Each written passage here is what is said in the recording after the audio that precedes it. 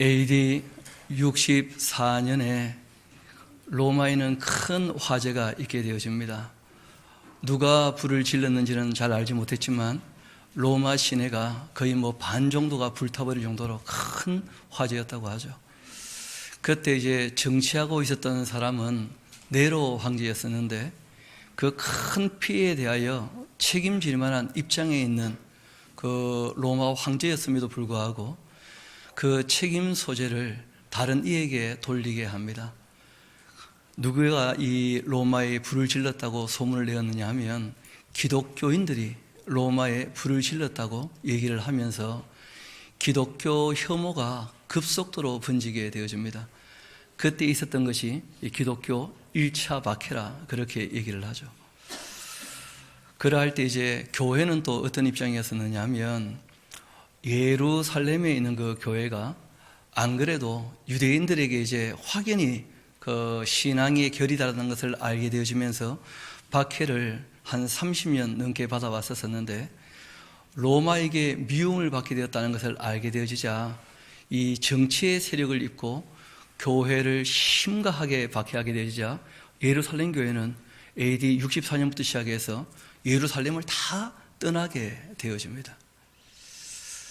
잘 아시는 것처럼 처음 이 예루살렘의 교회가 시작되었을 때 그 신자라 그런 표현을 쓰고 있어요. 우리 다시 한번 그 사도행전 같이 좀 가볼 필요가 있습니다. 사도행전 우리 같이 가봅시다. 사도행전 2장 같이 가보면 좋겠습니다.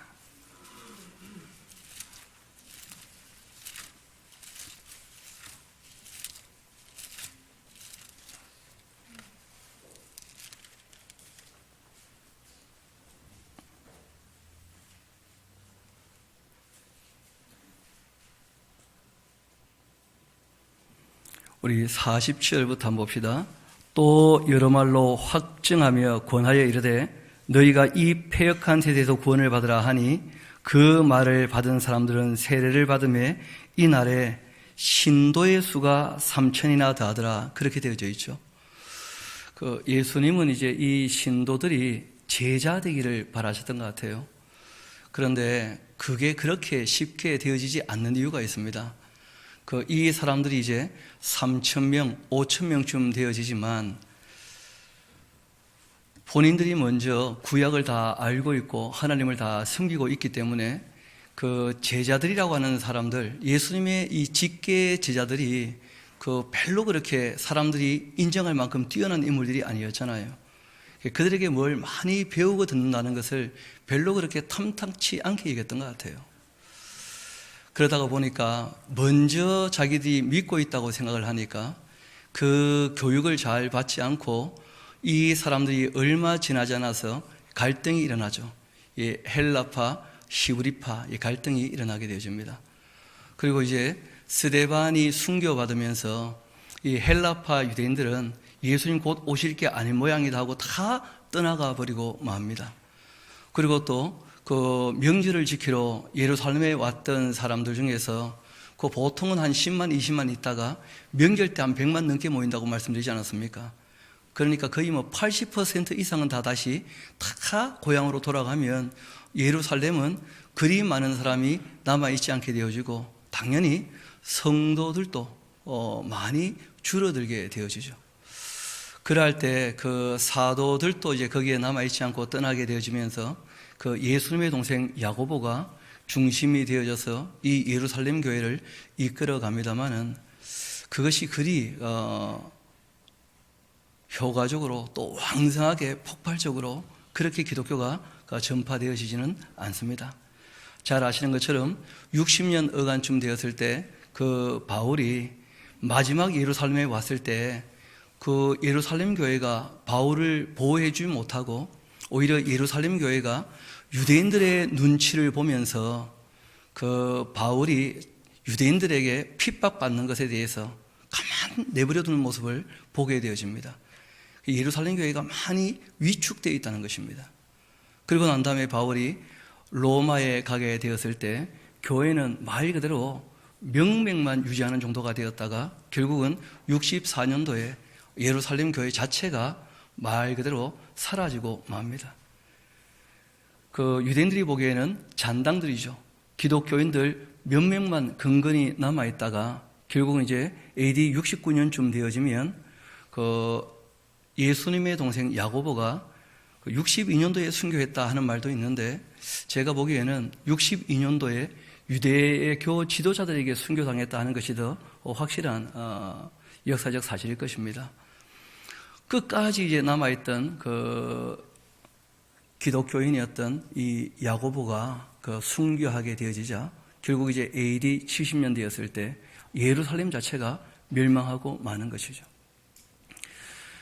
이 AD 64년부터 그 교회가 멸망하기 전 AD 70년 그 어간에 이제 교회 박해가 일어나게 되었을 때, 그때 그 예수님의 동생 야고보도 그 12지파를 위하여 특별히 편지를 씁니다. 그게 야고보서의 내용이죠.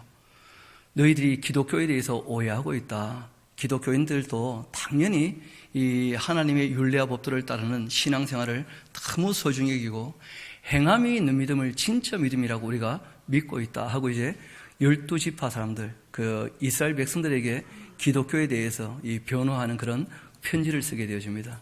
똑같이 이 히브리서 기자는 그 이스라엘 백성들에게 예수님이 누구이신가 다시 한번 생각해 보면 좋겠다. 특별히 유대교에 있다가 기독교인이 되었던 이 사람들에게 정말 너희가 다시 유대교로 돌아가려고 하는 모양인데 그렇게 해서는 안 된다. 왜냐하면 곧 예루살렘은 멸망할 것이고 참된 진리가 어디 있는지를 좀 붙잡아야 될 것이다 하고 이제 기록을 한 것이 히브리서입니다.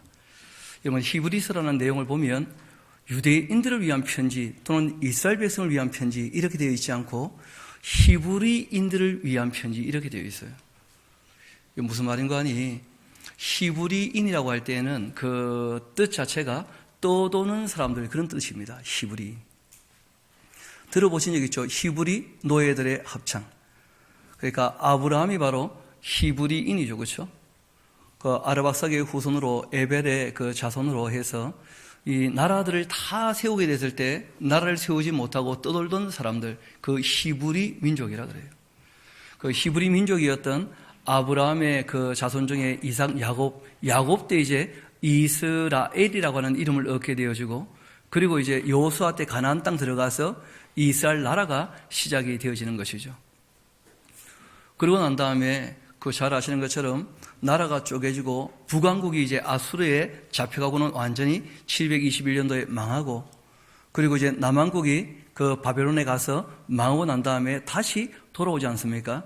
돌아왔기 때문에 이제 유대인들을 중심으로 한, 유대지파를 중심으로 한 나라라 그래서 유대인이라 이렇게 불리게 된 거예요. 실제로 예수님 그 당시부터 시작해서 사도가 이 활동할 때에는 유대인들을 중심으로 한 나라였기 때문에 유대 나라, 또 대표적으로 다 유대인들 이렇게 표현을 했었거든요. 그런데 이 편지의 제목을 히브리서라 이렇게 이제 적어놓은 이유가 있습니다. 유대인들이 지금 점점점 어떻게 되고 있다는 겁니까? 많은 핍박을 받아서 흩어지기 시작했다는 거예요. 흩어진 사람들 중에서 특별히 이제 그 기독교인들이 있을 터인데, 이 기독교인들이 흩어지면서 다시 유대교가 옳지 않는가 하고 오해하면서 유대교로 돌아가려고 하는 사람들이 있었다는 거예요. 아직 예루살렘이 멸망하기 전이었었기 때문에. 그리고 또 한 가지 우리가 생각해야 될 것이 있는데, 바울이 일을 할 때마다 늘 예루살렘에서 나와서 교회를 어지럽게 한 사람도 있습니다. 그게 다 유대주의자들이기도 하고 또 이 할례당들이기도 한데, 이 사람들이 이제 어떤 마음을 가지고 와서 얘기하느냐면 자기들이 오리지널이라는 거예요. 그러니까 이 교회들은 보통 다 그 유대인들 하면 히브리인이라 그러면, 이스라엘 백성이라 그러면 일단 한 수 더 쳐주는 그런 사대주의적인 마음들이 있는 거예요. 그러니까 바울이 그들에게도 뭔가 좀 얘기하고 싶은 마음이 있는 것이죠. 유대인들이 갖고 있는 많은 그 전통들과 구약의 그 내용들은 온전한 것이 아니고 어떻다는 거예요? 부족하다는 거예요. 그걸 완성하신 분이 누구십니까? 예수님이셔요. 그렇다고 한다면 유대인들이 갖고 있는 많은 전통보다 우리가 믿고 있는 예수님이 모든 것을 완성하신 분이니까 신앙의 그 그 신앙의 그 본질을 어디에 둬야 될 것인가, 이걸 꼭 얘기하고 싶었던 것입니다. 시상 제가 이 바울이 쓴 것처럼 말씀을 드렸습니다만은 히브리서는 그 앞에 누가 썼는지가 기록되어 있지 않아요. 그래서 잘 알지를 못합니다.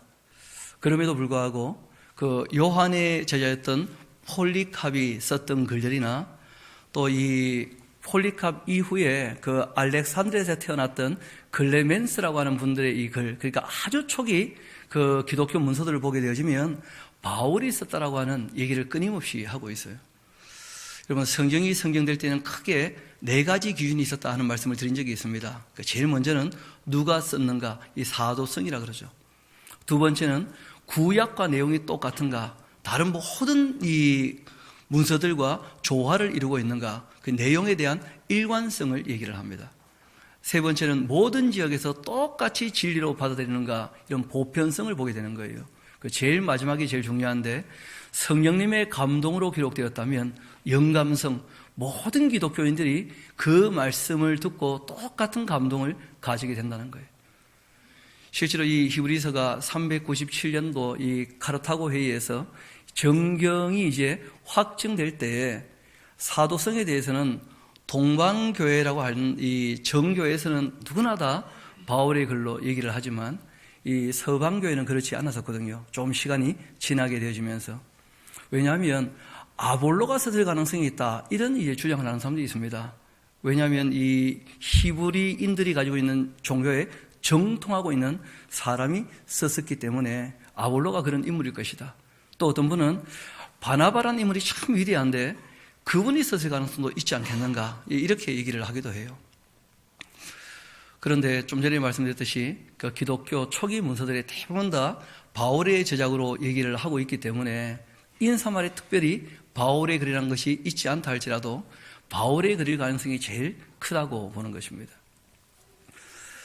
그 클레멘스 같은 분은 어떻게 얘기하느냐면 바울이 처음 히브리어로 히브리인들에게 이 글을 써서 보냈을 거라는 거예요.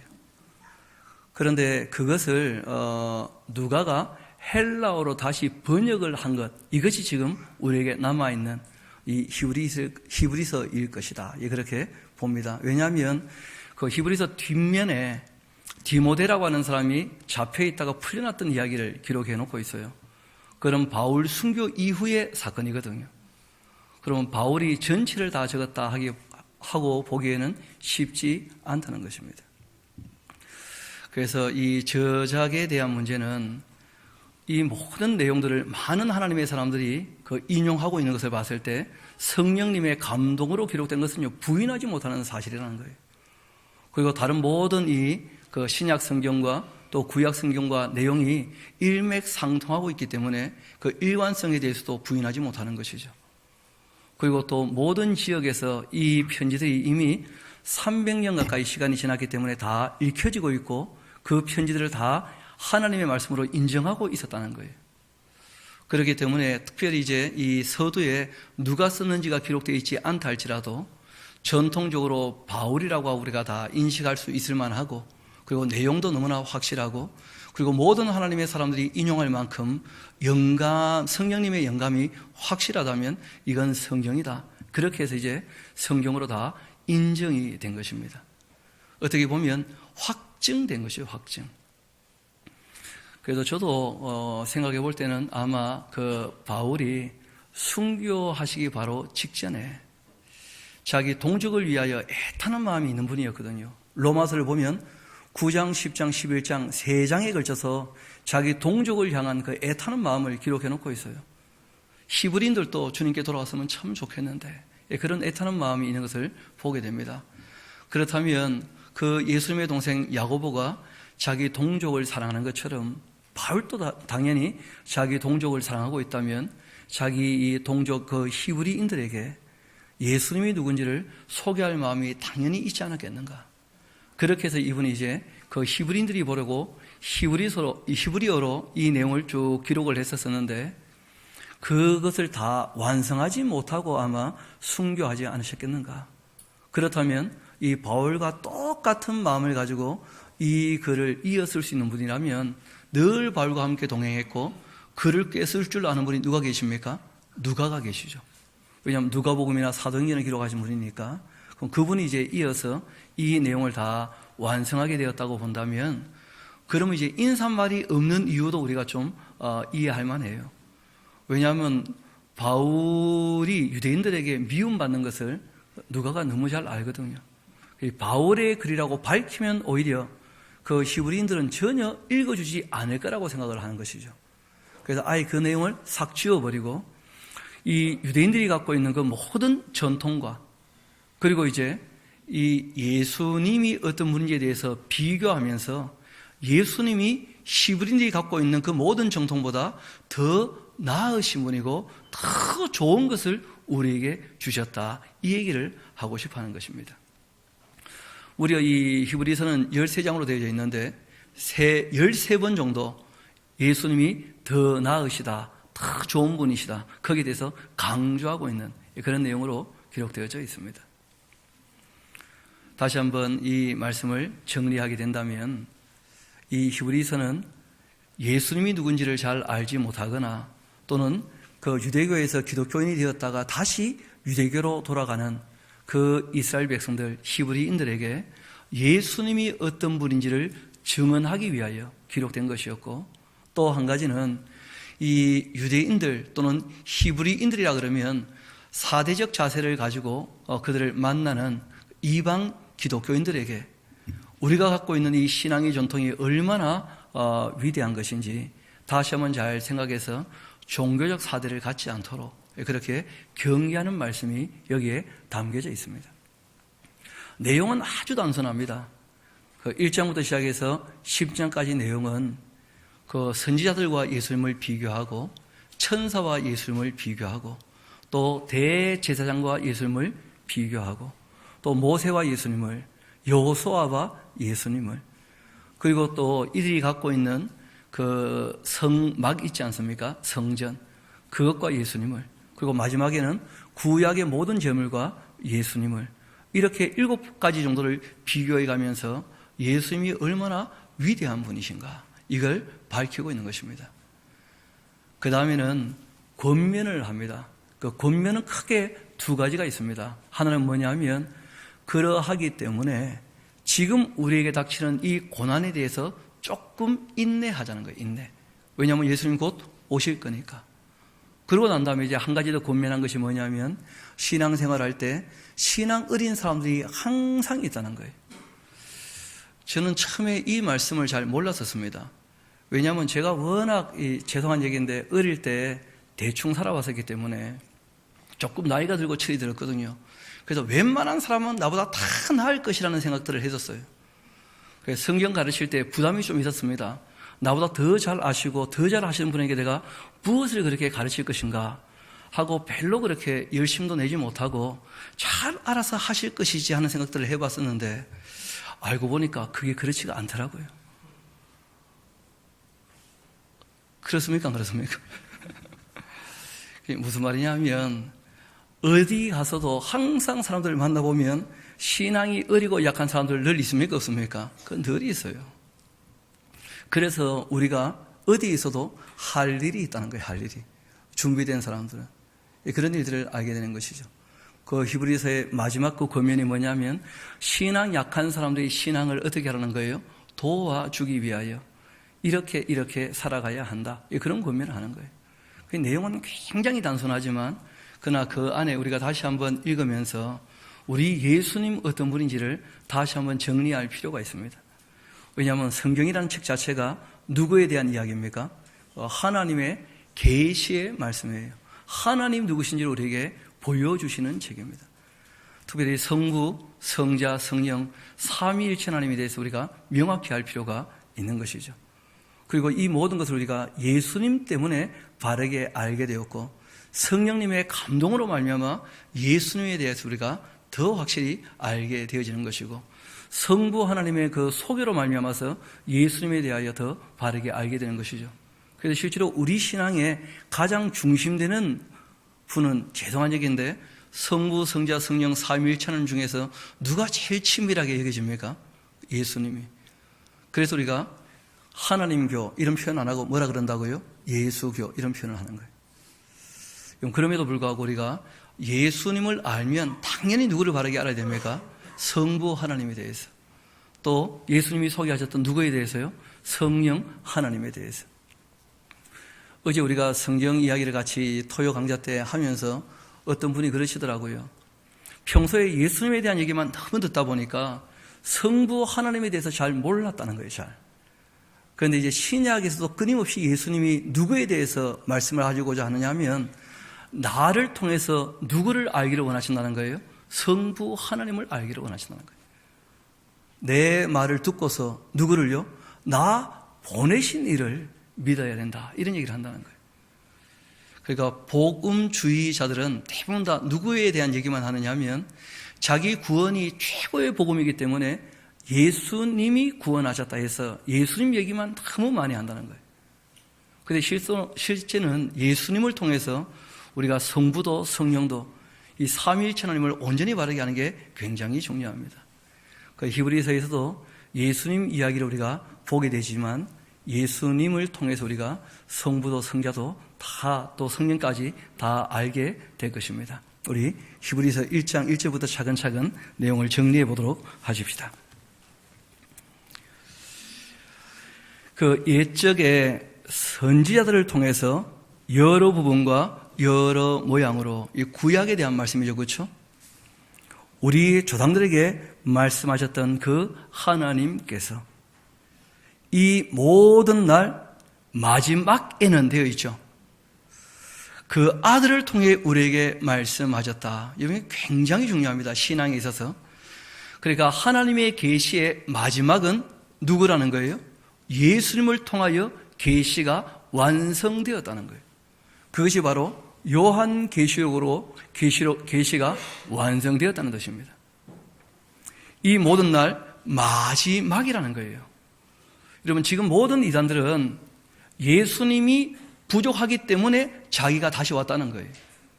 문선명이가 그러하고 몰몬이라는 사람이 그러하고 이만희가 그러하고 안상홍이 그러하고 모든 이단들은 그렇게 시작을 합니다. 예수님이 완성하지 못했기 때문에 누가 왔다는 거예요? 그 이어가지고 자기가 와서 자기가 마지막 뭐라는 거예요? 계시를 전하는 존재라는 거예요. 알고 보면 이슬람도 그러하죠. 그렇죠? 마호메트가 뭐라는 거예요? 계시를 완성한 존재라고 얘기를 하는 거예요. 모든 이단들은 거기에서 시작을 합니다. 그래서 이 한마디 말씀은 정말 이단들을 딱 우리가 구분해내는데 아주 중요한 말씀이에요. 예수님으로 말미암아 계시가 어떻게 되었다고요? 완성되었다. 하나님께서 하나님이 어떤 분인지를 알려주실 때 예수님이 마지막 분이시라는 거예요. 그래서 사도들은 자기들이 무슨 특별한 계시를 하고 있지 않습니다. 예수님의 말씀을 어떻게 하시는 거예요? 증언하는 거예요. 여러분, 성령 오셔서 뭘 하신다고요? 권능을 받아 이 예루살렘과 유다와 사마리아와 땅끝까지 이르러 뭐가 될 거라고요? 예수님의 증인이 되게 하신다는 거예요. 성령 오셔서 직접 무슨 말씀하지 아니하시고 예수님의 계시를 어떻게 해요? 깨닫게 하신다는 거예요. 그래서 요한계시록도 보면 예수 그리스도의 계시로 세상 마지막 이야기까지 계시를 예수님을 통해 완성하셨기 때문에 더 이상 계시는 없다는 거예요. 여러분, 그래서 우리가 신사도주의나 신비주의를 배척하는 이유는 거기 있습니다. 성경이 얘기하는 이 말씀과 배치되기 때문에 예수님이 계시를 완성하신 완성자이신데 요즘에 뜬금없이 새로운 무슨 계시를 받아서 떠든다고 하니까 그게 다 가짜라는 거예요. 이 모든 날 마지막 계시자가 누구시라고요? 예수님이시다. 아들을 통해 우리에게 말씀하셨으니 이 아들을 만유의 상속자로 세우셨고 또 그로 말미암아 모든 세계를 하나님께서 지으셨다. 창조하실 때 그로 말미암아 하는 말씀이 있습니다. 성부만 창조하신 겁니까? 삼위일체 하나님이 함께 하신 것입니까? 창조할 때 함께 하셨다는 거예요. 그로 말미암았어요. 여러분, 3절은 굉장히 중요합니다. 그 예수님이 계시의 완성자인데 왜 그러하실 수가 있는가? 진짜 3절이 예수님에 대하여 소개하는 내용이죠. 그분은 누구시냐면 하나님의 영광의 광채가 되는 분이시다. 하나님과 방부라는, 알고 보면 하나님이시죠. 하나님, 아들 하나님. 그리고 그분은 그 본체 누구시라고요? 형상이시다. 이 말은 달리 표현하면 완전한 하나님이시며 완전한 사람이시다. 그런 거예요. 우리가 사람을 뭐라고 얘기합니까? 하나님의 형상이라고 해요. 형상. 예수님은 참 하나님이시며 참 사람이시다. 예, 그런 것입니다. 또 그 능력의 말씀으로서 만물을 어떻게 하고 계셔요? 붙들고 계신다. 창조하실 뿐 아니라 뭐하고 계십니까? 섭리. 지금 이 만물이 유지되는 이유가 우리 예수님께서 함께 하시기 때문인 줄 믿습니다. 그 아버지 하나님께서 성실하게 일하시기 때문인 줄 믿습니다. 성령께서 우리를 도와주시기 때문인 줄 믿습니다. 그 만물을 붙들고 계신다는 거예요. 섭리죠, 섭리. 그뿐 아니라 이분이 바로 뭘 하셨느냐 하면 죄를 정결하게 하는 일을 하셨다는 거예요. 예수님이 아니고서는 죄 문제가 해결될 수 있는 길이나 방법이 있습니까? 없습니까?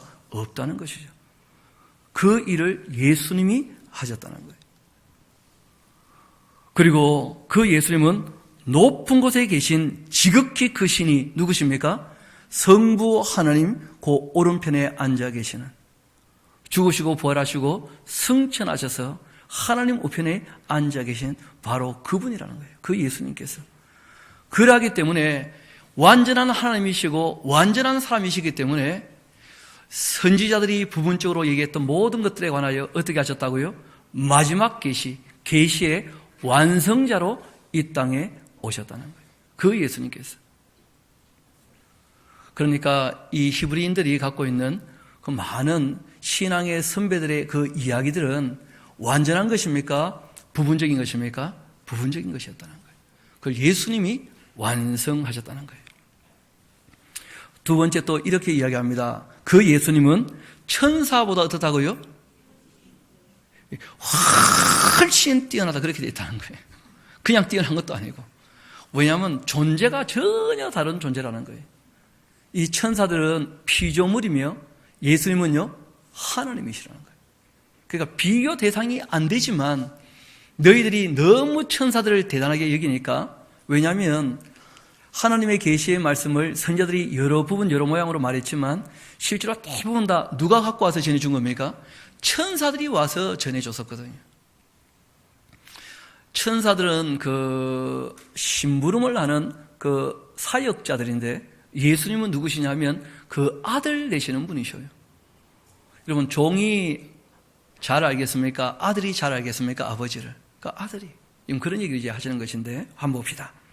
그가 천사보다 훨씬 뛰어난 것은 그들보다 더욱 아름다운 이름을 기업으로 얻으신 것이다. 왜냐하면 천사들에게는 하나님이 구원자 되심에 대해서 명확히 다 계시되어지지 않았다는 거예요. 그런데 예수님은 이름 자체가 무엇입니까? 하나님께서 너희들을 어떻게 하신다고요? 구원해 주신다. 그 예수님의 이름의 뜻이죠. 그렇죠? 더욱 아름다운 이름. 그 이름이 아름다운 이유는 거기 있는 거예요. 하나님께서 그 크신 사랑으로 우리를 어떻게 하시겠다고요? 구원하신다. 그러니까 그 이름이 너무나 아름다운 것이죠. 기업으로 얻으신 것은 하나님께서 어느 때에 천사 중 그 누구에게 너는 내 아들이라 오늘 내가 너를 낳았다 그렇게 한 적이 없다는 거예요. 하나님과 똑같은 존재는 천사 중에는 아무도 없다는 거예요. 그 아들 예수님만 아버지 하나님과 어떤 분이십니까? 똑같으신 분. 하나님께서 낳으신 하나님. 그런 표현이죠. 또다시 나는 그에게 아버지가 되고 그는 나에게 아들이라 그렇게 하셨겠냐는 거예요. 그 개인에게 그렇게 말씀하신 적은 한 번도 없다는 거예요.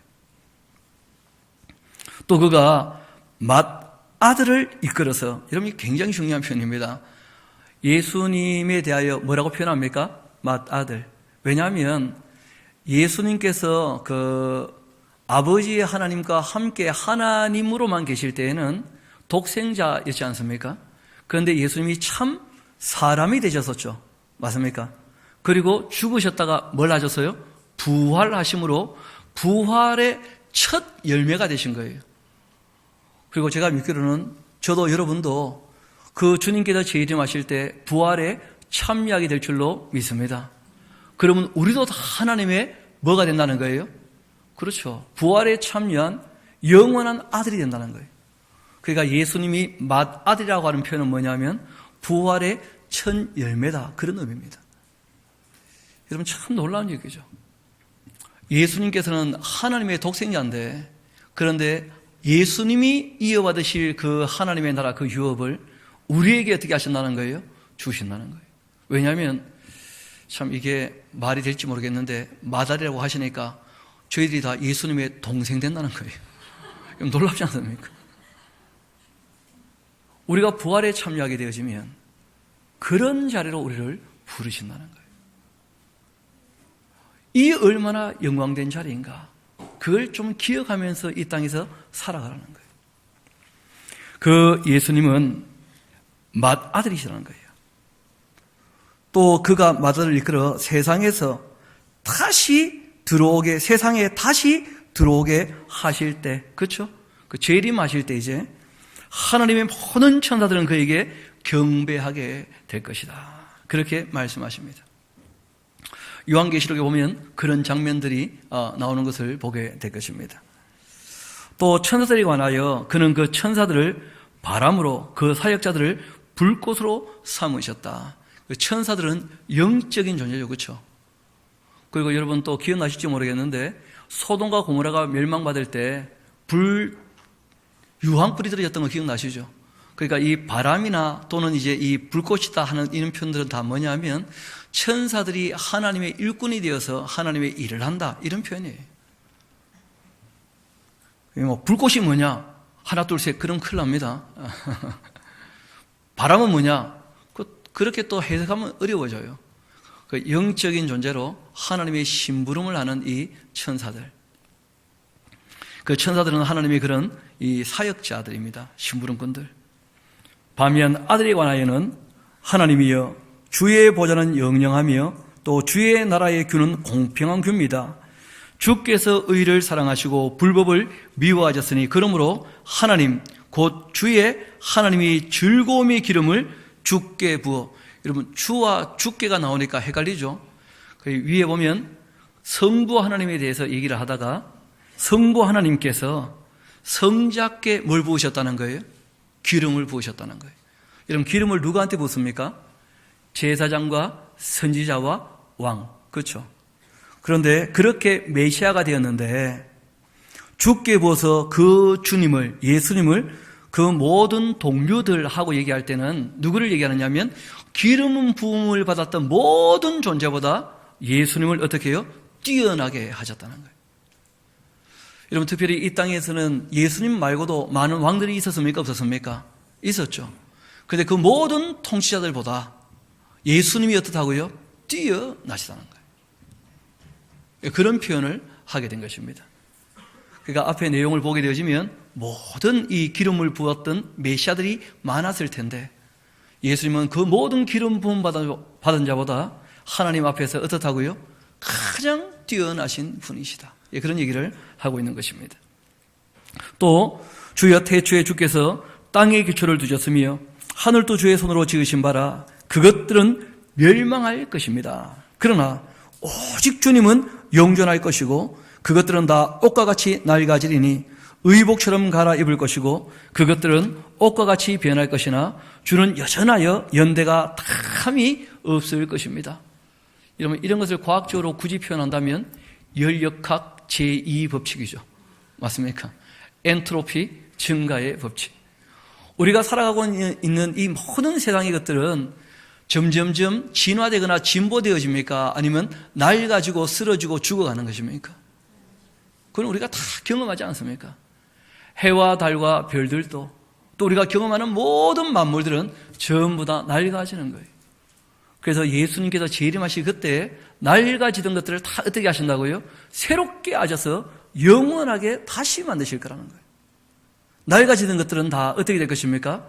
다 사라질 것이고 완전히 모든 것이 새롭게 될 거라는 거예요. 왜냐하면 하나님이 전능하시기 때문이죠. 모든 것은 낡아지지만 하나님만은 영원히 계시는 분이시다. 그 은혜의 자리에 저와 여러분을 초대하고 있는 줄로 믿습니다. 그 예수님을 우리가 가볍게 생각하지 말라 하고 부탁을 하는 것이죠. 주는 여전하여서 연대가 다함이 없으리라 그렇게 하셨으나 어느 때의 천사 중 누구에게 내가 너의 원수로 내 발등상이 되게 하기까지 너는 내 우편에 앉아 있으라 그렇게 한 적이 있냐는 거예요. 그러니까 끊임없이 이 히브리서 기자는 구약에 있는 많은 메시아에 대한 그 예언의 구절들을 인용하면서 이분이 바로 누구시라는 거예요? 예수님이시다. 천사들 보고 이런 말씀을 하신 것이 아니라는 거예요. 예수님 이외에는 이 말씀에 합당한 존재가 없다는 거예요.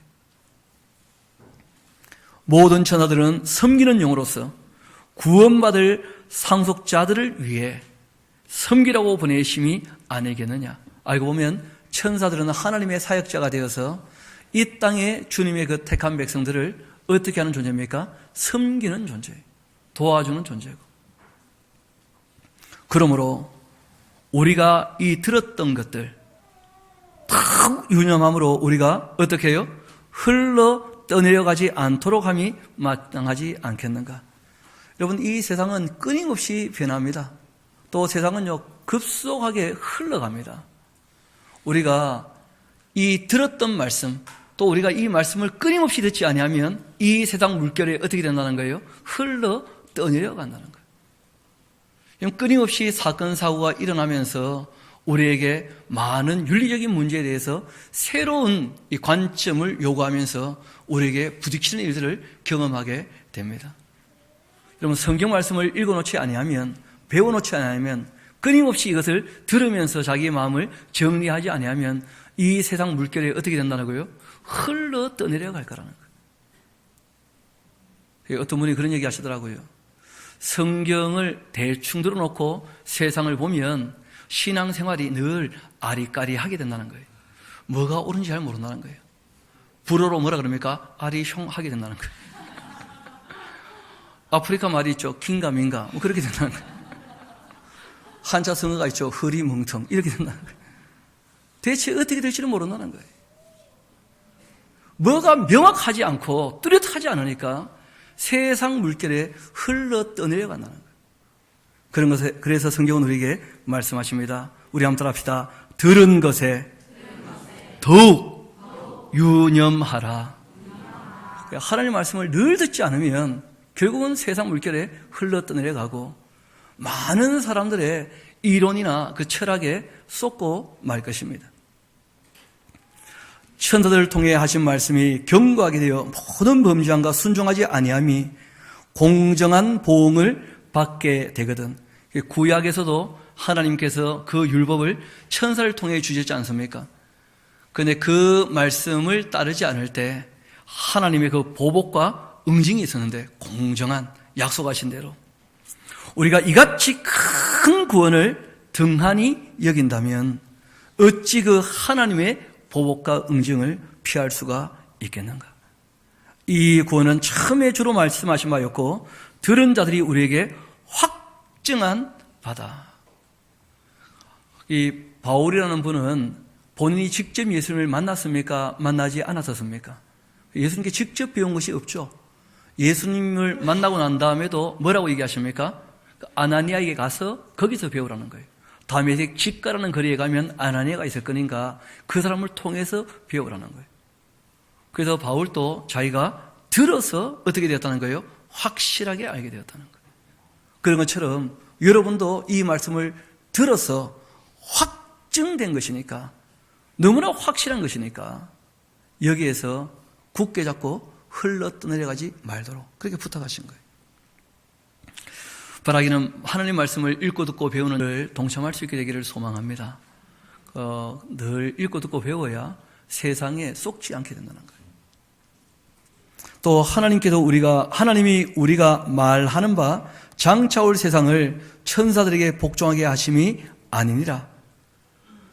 그러니까 천사들은 우리의 섬김의 대상이 아니죠. 오히려 천사들이 어떻게 한다는 거예요? 하나님의 자녀들을 섬긴다는 거예요. 그래서 요한계시록을 보게 되어지면 하나님의 말씀을 전해주던 천사에게 그 요한이 엎드려 절하려고 할 때마다 뭐라 그럽니까? 절하지 마라. 오직 하나님께만 어떻게 해요? 영광을 돌려라. 나는 경배의 대상이 절대 아니라는 거예요. 그리고 이어 말씀하십니다. 하나님도 표적들과 기사들과 여러 가지 능력과 및 자기의 뜻을 따라 성령이 나누어 주신 것으로서 그들과 함께 마하고 계신다고요? 증언하신다는 거예요. 이 바울은 교회의 역사를 다 알고 있죠. 오순절 성령 강림 사건으로 있었던, 또 고넬료 과정에서 있었던, 또 본인이 직접 경험했던 에베소에서 있었던 그 성령님께서 임하실 때 있었던 표적들을 다 봤다는 거예요. 그뿐 아니라 사도들이 일할 때에도 이런저런 표적이 따라왔습니까? 안 따라왔습니까? 따라왔었죠. 그러니까 얼마든지 확증할 만큼의 내용이 있다는 것입니다. 하나님이 우리가 말하는 바 장차 올 세상을 천사들에게 복종하게 하심이 아니니라. 그러나 누구인가가 어디에서 증언하여 이르되, 그 시편에서 다윗이 증언한 것입니다. 그렇죠? 누군지 다 아니까 이제 이런 식으로 표현하신 거예요. 사람이 무엇이기에 주께서 그를 생각하시며 인자가 무엇이기에 주께서 그를 돌보시나이까. 그를 잠시 동안 천사보다 못하게 하시며, 여러분 이 천사라고 표현되어 있지 않고요. 원래 원어를 보면 메 엘로힘 이렇게 되어 있어요. 하나님보다 이런 표현이에요. 엘로힘보다 조금 못한 존재로, 그런 표현입니다. 영광과 존귀로 관을 씌우시며 또 만물을 그 발 아래에 복종하게 하셨느니라. 그렇게 했는데 만물로 그에게 복종하게 하셨은즉 복종하지 않은 것이 하나도 없어야 하겠으나 지금 우리가 만물이 아직 그에게 복종하고 있는 것을 보지 못하고 있다. 왜냐하면 재림하실 때 어떻게 됩니까? 완성될 거예요. 그렇죠? 그래서 예수님께서 하나님이신데 뭐가 되셨다고요? 사람이 되셨기 때문에, 그래서 그 표현을 뭐라고 한 겁니까? 하나님보다 조금 못하게 되었다. 잠시.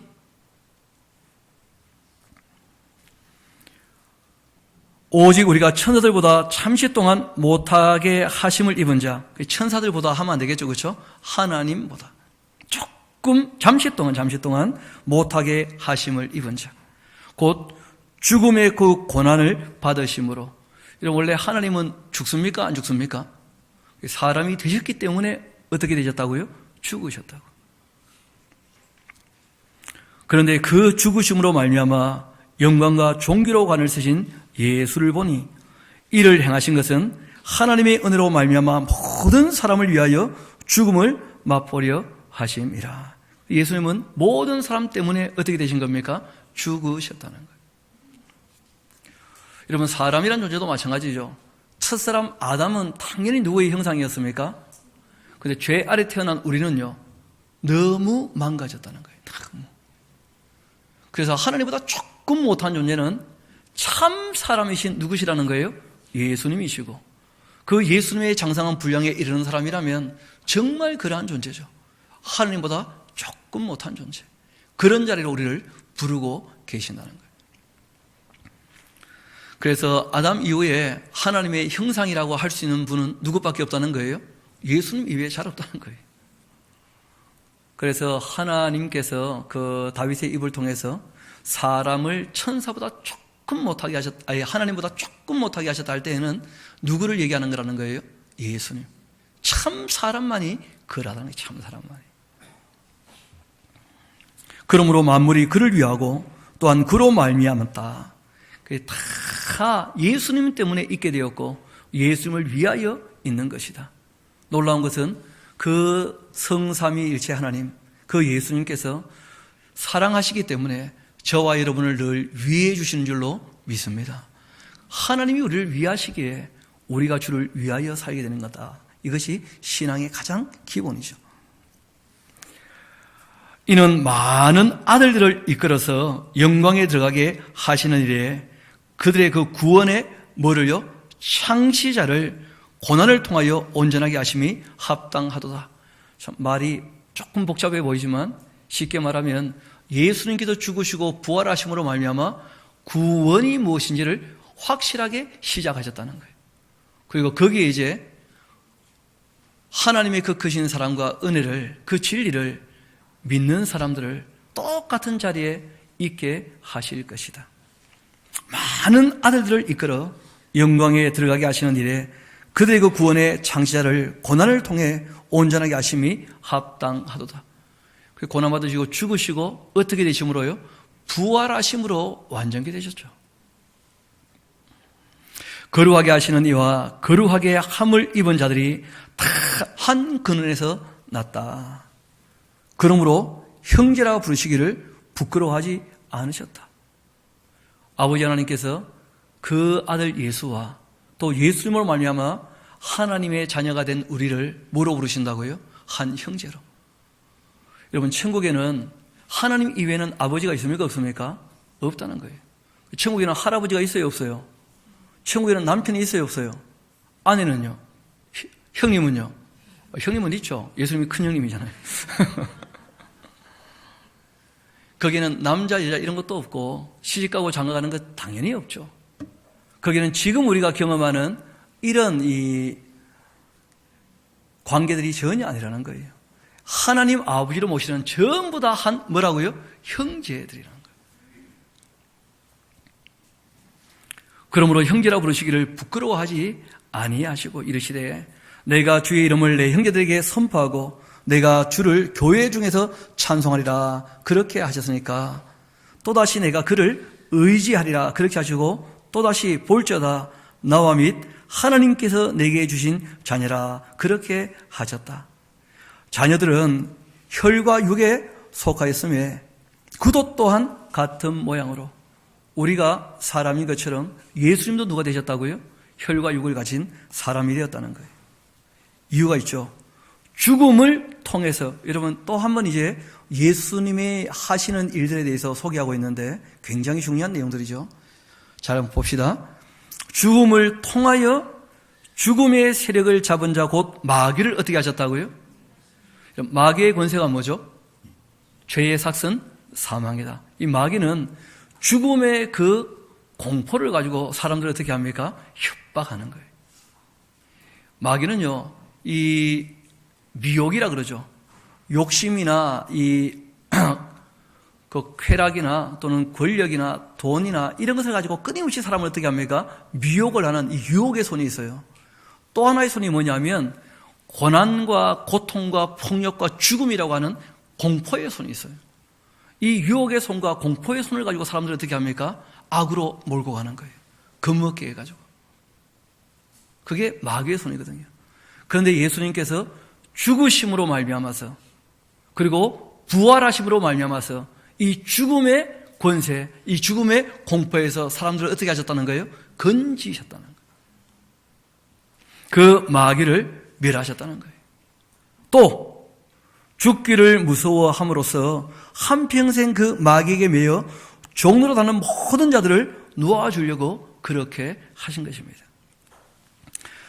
이는 확실히 천사들을 붙들어 주려 하심이 아니고 오직 누구를요?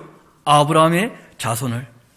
이때 아브라함의 자손은 단지 유대인만 얘기하는 것이 아닙니다. 로마서를 보게 되어지면 할례자나 무할례자나 아브라함과 똑같은 믿음에 속한 사람이라면 다 누구라는 거예요?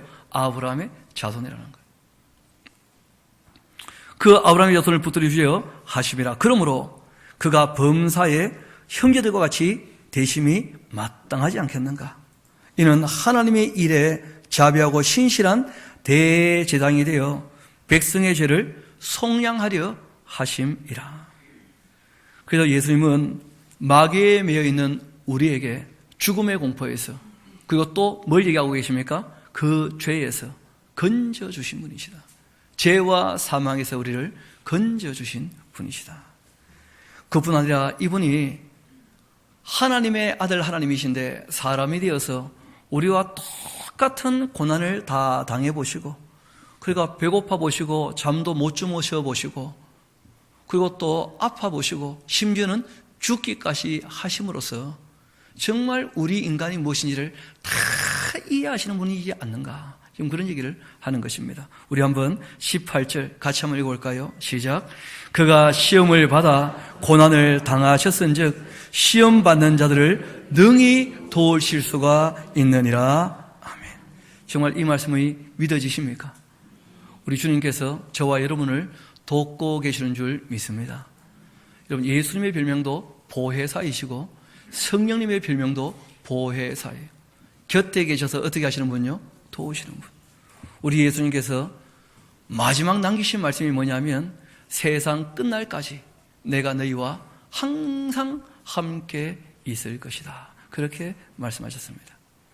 우리 3장 1절까지가 원래 이 한 단락이기 때문에 3장 1절까지 말씀을 드립니다. 그러므로, 그러니까 예수님께서 계시를 어떻게 하셨고요?